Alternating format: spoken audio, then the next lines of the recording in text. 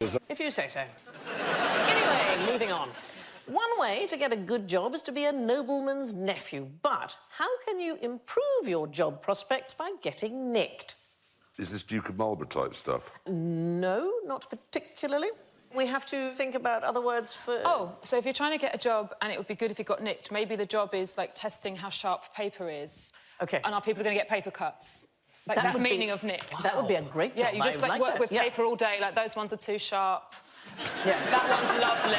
Yeah. What about when you lick an envelope and cut your lip? Oh, yeah. That would be, like, for the boss person to do that one with tongues like involved. half your face falls off. Yeah. OK, weirdly... That's how the Joker got like that. Weirdly. Like an envelope accident. You are in the right area. Excellent. Of cutting your face. Shaving. Shavers. No. Razors. Barber.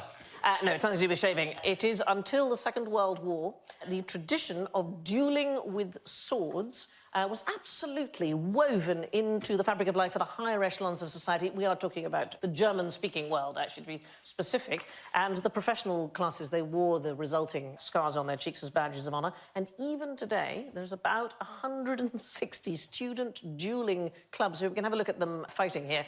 So one of the things is you mustn't move. You're not allowed to move your feet at all. You have to keep your left hand behind... Are they beekeepers or...? But they're a bit like Freemasons. And so the old boys of these dueling clubs, they absolutely dominate lots and lots of the jobs in big business.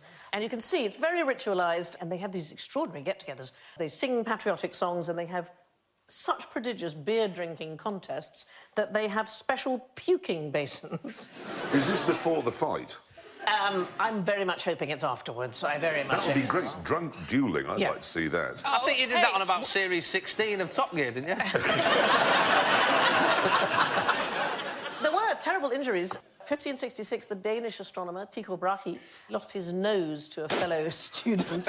Sorry, he was an astronomer. He was a famous Danish astronomer, so I'm trying on each show, Jason, to put in a random Scandinavian fact. That's good. Which I call my Randy Scandi. And he lost his nose and he had to wear a brass prosthetic for the rest of his life. Brass? Brass, yeah. You'd look a bit ridiculous going through airport metal detectors. Yeah, that's right. They couldn't get a better nose replacement than brass, but they were aeroplanes. Yeah. But why did they fit a brass one? It's a talking point, isn't it? Well, They had chewing gum in those days. How did they fit it?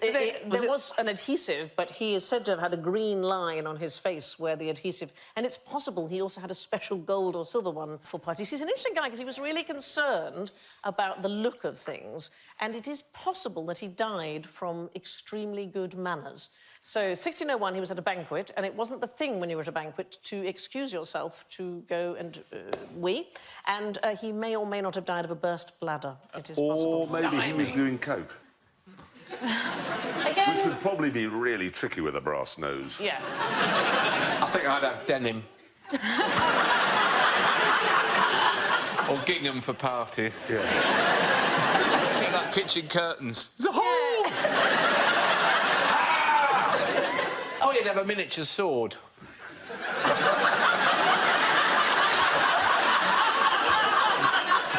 Look, madam, look at my rapier. Terrible if you're trying to get off with someone. Oh, sorry. Unless they'd lost their nose as well and they had a little shield. And that's how you'd know we were made for each other. Oh, literally been made for each other. I like that very much. Anybody think women did duelling, or just a boys' thing? Oh, have you been to the big market in Newcastle on a Saturday night? I hope that women did do duelling as well. Yeah, they did. Yeah. It was called petticoat duels, and possibly the most famous between... It's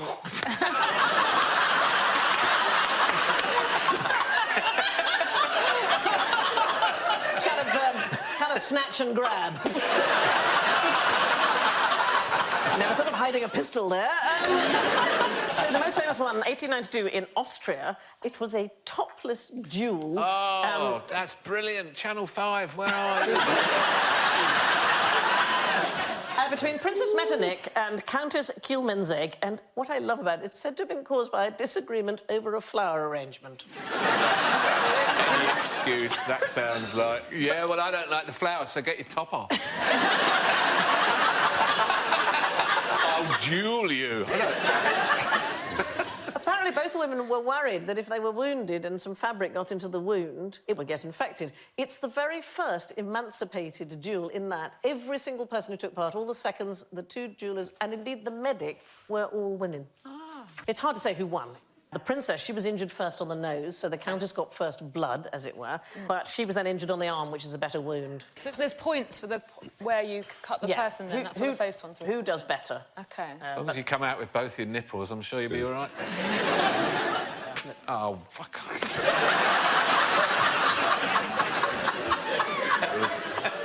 Milk everywhere. Boobs aren't full of milk. That's not why we have... That's not... Do you suppose that there is milk all the time? So we've got a baby in the house, there's milk. Boobs are sometimes full of milk. OK. Possibly not those 4. Perhaps they weren't at the time of the duel. Stop it! Stop it! You are perforated! I often wonder how we get to where we do. The rule for German businessmen is you scratch my cheek and I'll scratch yours. How can you tell a knob from a yob?